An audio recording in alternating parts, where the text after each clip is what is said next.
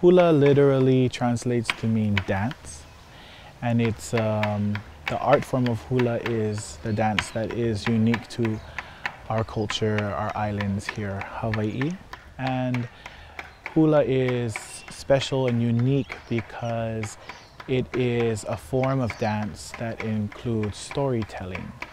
It allows the performer or the practitioner the ability to relive moments in history through telling other people's stories.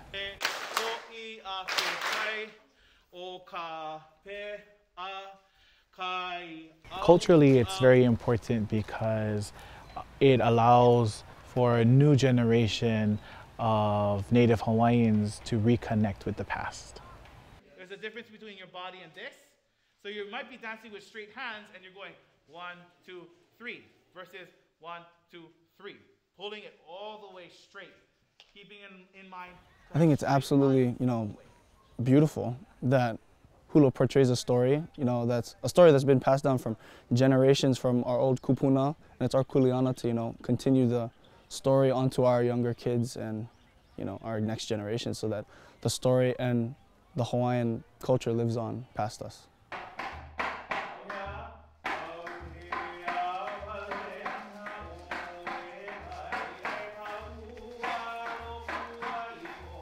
So each movement kind of tells a story.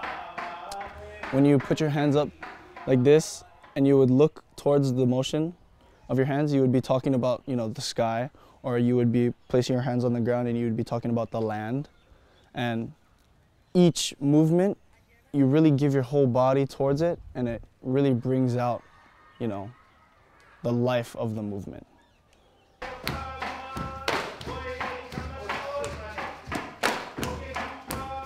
Hula really is, it's not only a dance, it's a story, like we said. So when you kind of give less energy in the story, it kind of gives a different vibe from the story.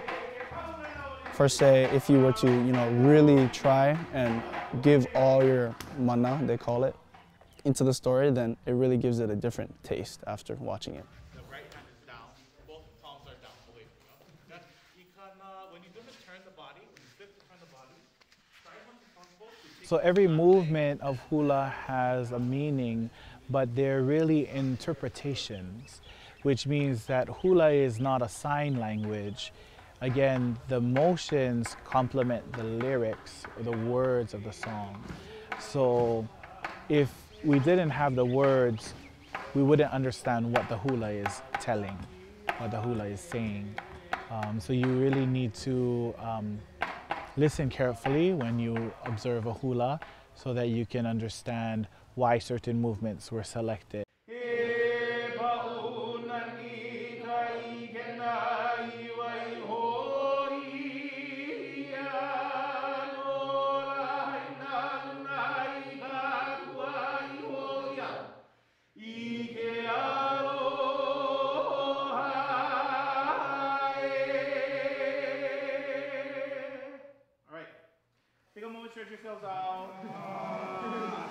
In this particular class, what I really want them to understand is the discipline of hula.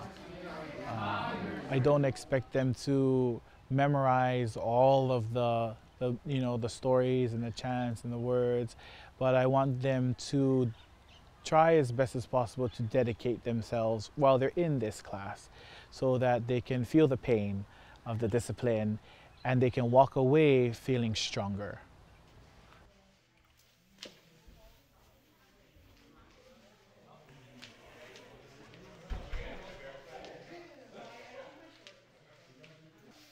What I'm sharing with you is the mana that you put out there, all the energy, all the thoughts, all the sweat, and all the knowledge that you display through your body movements and your facial expressions.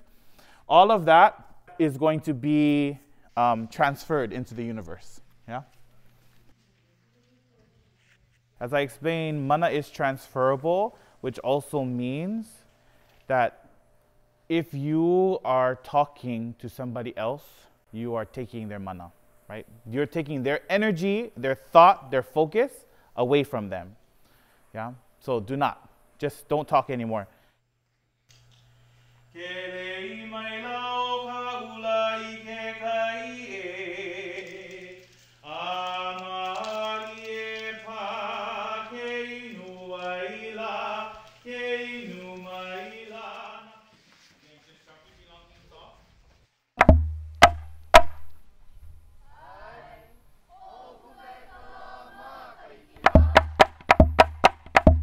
Ho'opuka, ho'opuka e kalama kahiki na me kahua ka ihele no kumu kahi ha'amai na iwa me iaka me ka pola ka I ka ulu vehi vehi ne e mai na iwa maku ualo ma ke alo kapu o ke aiwa iwa ho'i no e ke kapu me na ali'i e ola mako. It is an expression that was created by Hawaiian people, but all of these children call Hawaii home.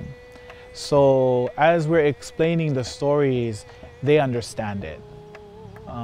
I also teach hula outside of Hawaii, and it is difficult for people who don't live here in Hawaii to sometimes understand what the stories are talking about because they are so unique to Hawaii's climate, Hawaii's history. But these students, even though not all of them are of Hawaiian ancestry, they all grew up here in Hawaii. So they're very, very into it because they identify with it.